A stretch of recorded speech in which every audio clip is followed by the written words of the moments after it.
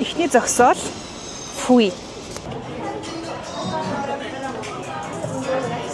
Би 3D volume gloss-уудаас хэдийг авъя гэж бодоод байгаамаа. Миний авъя гэж бодсон өгнүүд нь штэ. Курант энэ 70%-тай Taro. Энийг бас авъя гэж бодсон. Энэ нь йогурттай. Би таньж манжин гэдэг чинь бас болж байгаа юм. Yes. За энэ Taro. Энэ йогурт. Current өгнөөс 70-тайгаар нь Taro-гоос 70-тайгаар нь энэ хоёр юм шиг байна дөө. Pocket Chic Palette гэдэг blush-ууд нь. За мөн Pocket Eye Palette гэдэг шинтэнүүд нь. Энэ надад таарч магадгүй. Энэ бас таарч магадгүй. Амар buttery юм биш үү? Тийм байна. Бүх юм байна уу тий. Би бараг авахгүй байхтаа гэж бодож байсан. Одоо үзчих бараг авчдаг ч юм уу гэж бодоод явчихлаа. Jelly highlighter үзчихсэн үү?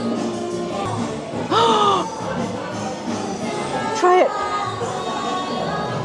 Үй. Бараг лип балм шиг юм байна шүү дээ.